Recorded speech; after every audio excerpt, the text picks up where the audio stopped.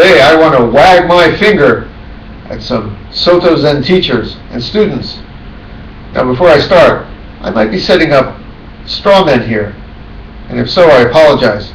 This could be just my impression, just my imagination, and if so, then I'm wrong. But it seems to me that there's something that's been lacking in how Shikantaza is presented, and that is its holiness, its sacredness.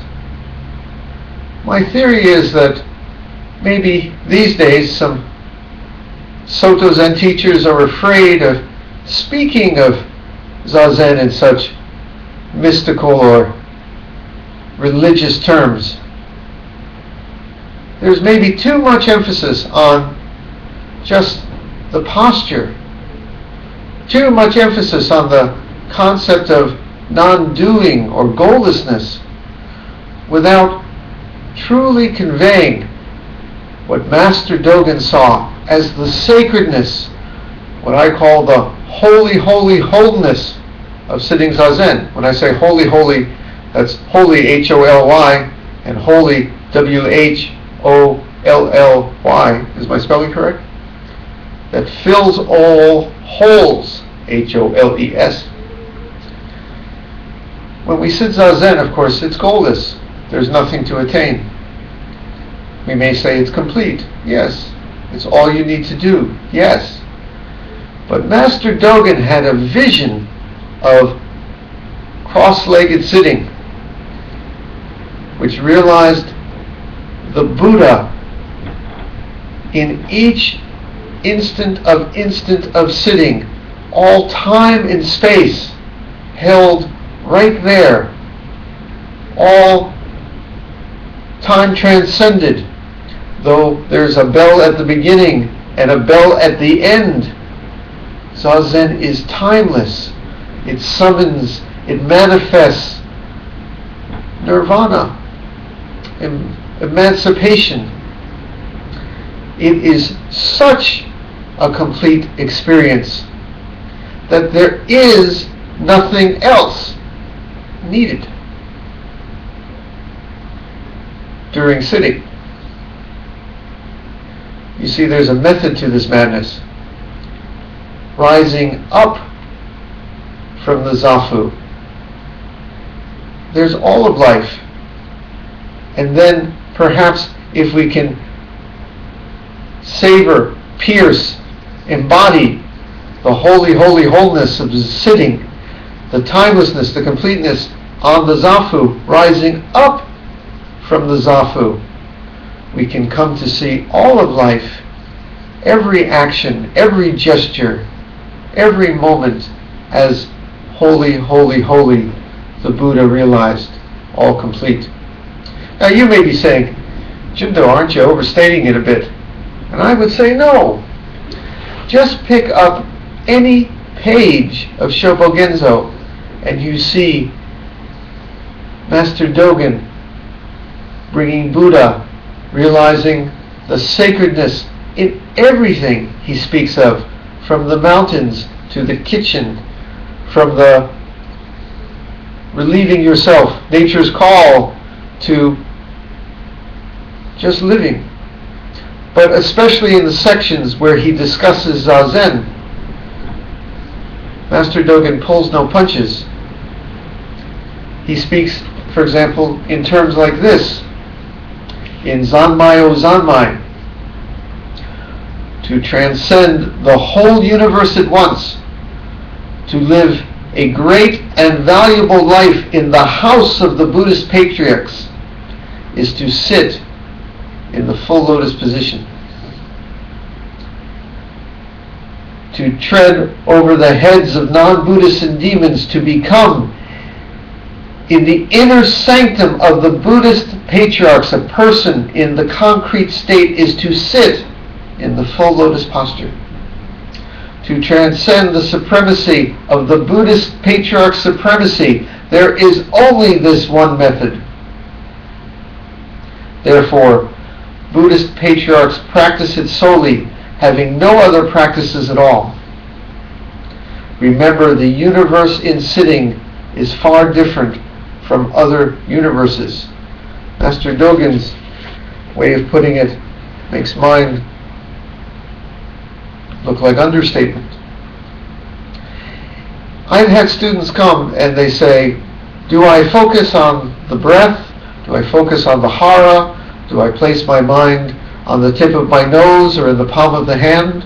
Do I put the right leg over the left leg over the right? Do I even need to sit in the full lotus? How about the half lotus? How about seiza? And I say that that's fine and good. There is something about this posture, and it's very good and right to sit in a balanced way. But if you're omitting the completeness, the wholeness, the timelessness of this, you may be missing the forest for the trees. It's a little like saying that all the instructions about Zazen tell you to take your shoes off, but the point is not to be barefoot.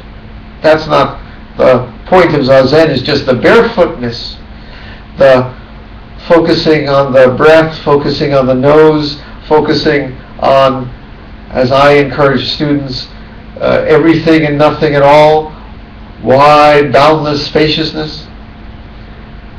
That's the method that may be the scaffolding that holds the house, but the house itself is Buddha, the sacredness, the wholeness.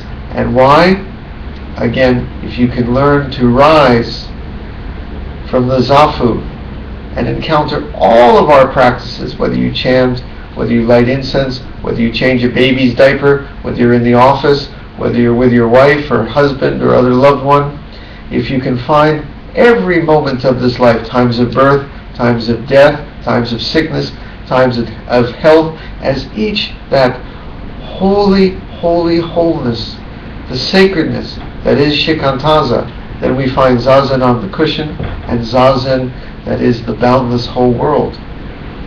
That, I think, was Master Dogen's point. So that's my finger wagging at some Soto Zen teachers who may be a little bit emphasizing the goallessness, the just sitting, nothing more to attain, cross the legs, follow the breath, and missing that sacred jewel. I know it's there, but maybe we need to encourage it, put it on students more. Is it that we're afraid that when people walk in the door, that all the religiosity of it might scare people away? I don't know. I think it's the opposite. But now I want to wag my finger at Zen students. I find that most Zen Sangha, Soto Zen Sangha in the West, have trouble getting people to stay. And I think there are two reasons on that. We teach them shikantaza and just sitting, and after a while people drift away. Not everyone. Some people are still there 30, 40, a lifetime, 30, 40, 50 years, but some people drift away. Why? One group I've spoken about before is the what's next group. They cannot just sit in the wholeness and completeness of nothing more to attain. We're so used to running over the next thing. What's the next shiny thing? What's the answer? The next book to read? The next guru to listen to? The next goal? The next TV show on the TV I have to watch? The next project I have to accomplish? Must keep moving. Cannot stop. They truly do not know how to just sit still in total allowing, total sacredness, total completeness. Nothing more to do, nothing else to attain, no other place to go. For the time you're sitting on the cushion, you must sit such way. We sit for 10 minutes, we sit for 20 minutes, we sit for 50 minutes. Then that is 10, 20, or 50 minutes of Buddha realized. They may get it for a while, but soon they're off on the chase again. What's the next thing I can do? I have to do this. I have to deepen this. I have to attain this. I have to have this experience.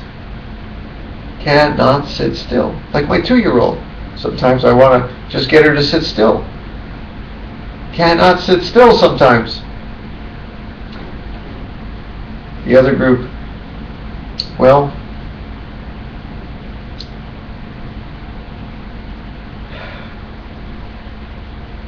they sit still.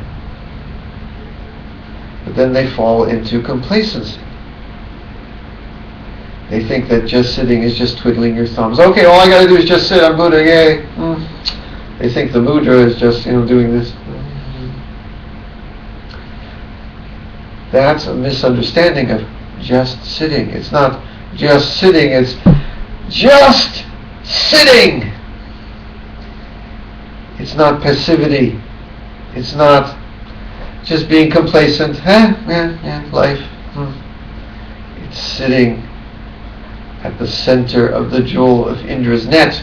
All things connected, all things interpenetrating, the dance, the holy, holy dance of emptiness. When we sit Zazen, it is realized you must sit with that energy. Then, whether you cross the right leg over the left over the right, whether you are sitting in the lotus posture or the Burmese position or on a chair, whether you are a man or a woman, whether it's a rainy day or a sunny day, whether you're sitting on a Tuesday or a Friday, whether you're sitting for a minute or an hour, it is Buddha realized, the action of all actions attained. Sit that way and don't be so obsessed about whether you focus on the nose or you put the mind on the hara or any place else you want to put it. For when we sit, the mind is everywhere and all things, beyond beginning, beyond end, beyond now, beyond then, all time and space held in this grain of sand moment. I hope I'm getting across the way to sit. And right now, shall we sit as that?